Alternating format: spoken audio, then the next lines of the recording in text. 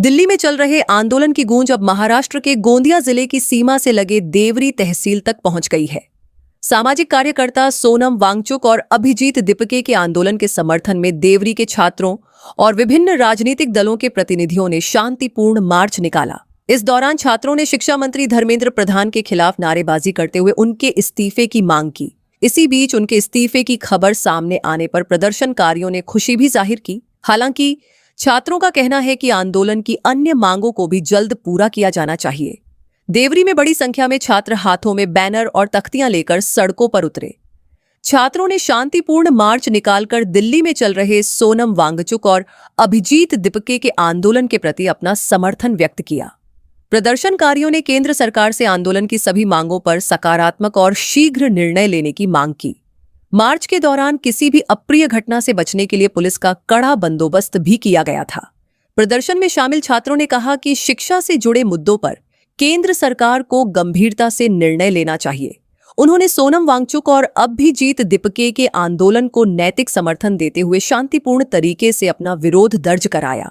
धर्मेंद्र प्रधान के इस्तीफे की खबर मिलते ही छात्रों ने खुशी जाहिर की, लेकिन उन्होंने स्पष्ट किया कि दिल्ली में आंदोलन तब तक जारी रहेगा जब तक अन्य प्रमुख मांगें पूरी नहीं हो जाती। दिल्ली से शुरू हुआ यह आंदोलन अब देश के विभिन्न हिस्सों में समर्थन हासिल करता दिखाई दे रहा है। गोंदिया जिले के देवरी में छात्रों द्वारा निकाला गया यह मार्च भी उसी कड़ी का हिस्सा माना जा रहा है। शिक्षा मंत्री धर्मेंद्र प्रधान के इस्तीफे के बाद आंदोलन को एक बड़ी सफलता के रूप में देखा जा रहा है, लेकिन अब सभी की नजरें इस बात पर टिकी हैं कि केंद्र सरकार सोनम वांगचुक और अभिजीत दीपके द्वारा उठाई गई अन्य मांगों पर कब और क्या फैसला लेती है। आंदोलन हे याच्याकरिता होतं की दिल्लीमध्ये 25 दिवसाच्या वर लोटून गेले की देशातले लाखो तरुण हे नीट पेपर लीक झाल्यामुळे देशातले शिक्षण मंत्री धर्मेंद्र प्रधान यांचा राजीनामा मागताहेत आणि ते राजीनामा मागण्यासाठी जेव्हा संसदेवर त्यांनी मोर्चा काढला, रस्त्यातच अडवून त्या युवकांना इतका बेदमपणे मारहाण केली आहे की अक्षरशः आम्हाला काय सांगावं नेमकं वाटत नाही। म्हणजे ही जी सरकार आहे देशामध्ये, हे सरकार दडपशाहीचे आहे का? त्या विद्यार्थ्यांना मारत असताना पाहून आम्हाला एकदा ब्रिटिशकालीन आठवण झाली, ज्या जनरल डायरनी ज्या पद्धतीने या देशातल्या लोकांना मारलं होतं त्या पद्धतीने हे सरकार आता विद्यार्थ्यांना मारत आहे।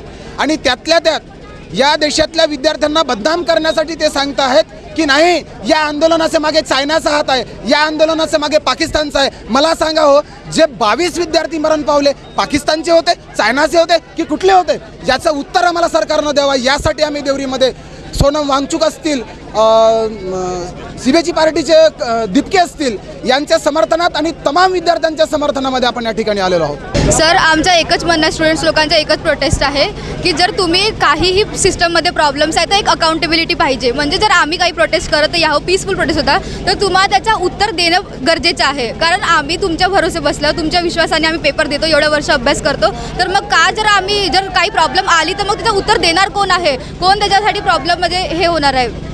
ह्या आंदोलनाचा उद्देश एकच आहे की इतके दिवस झाले पेसफुली चालत होता हा प्रोटेक्शन, तरी पण पोलिसांनी मारहाण केले आणि जे पोलिसांनी मारहाण केले त्यांच्या इथं नेम प्लेट पण नव्हतं, तर सरकारला हाच सवाल आहे का त्यांनी इथं त्या पोलिसांना पाठवले कसे? त्याला अनुमती कशी का दिली बिना नेम प्लेटचे त्यांना मारहाण करायची? आणि एवढंच नाही तर त्या काठीमध्ये कील ठोकण्याची अनुमती कोणी दिली?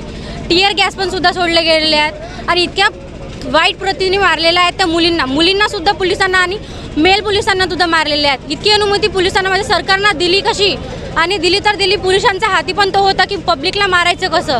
इतकं पेसफुली चाललेलं होतं। सोनम वांगचुक जी बसलेले होते तिथं आणि त्यांना असं गुंडाळून नेत आहे, हॉस्पिटलमध्ये नेतात म्हणला, त्यांनी स्वतः म्हटले का मला चांगला वाटायचा, तरी पण त्यांना ओरडून नेलेले आहेत। आहे मला की दिल्लीमध्ये जे जंतर मंतर चालू आहे त्याच्यामध्ये पोलीस मारहाण करत आहेत, लाठीचार्ज करत आहेत, तर तुम्हाला मुलं नाही आहेत का? मला फक्त तोच प्रश्न विचारायचा आहे, तुम्हाला मुलं नाही आहेत का? तुम्हाला इतर मुलं बाळं असतील ना, मग तुम्ही अशी का बरं करता? आणि हा हिंदुस्थान तुमच्या बापाचा नाही आहे, हा हिंदुस्थान आमचा आहे म्हणून देखील, आणि आम्हालाही माहिती आहे की तुमच्यावर प्रेशर असेल मारायचा, परंतु जर तुम्ही पोलीसवाले एकत्र झाले आणि स्टुडंट लोकांना साथ दिले तर असं होणार नाही।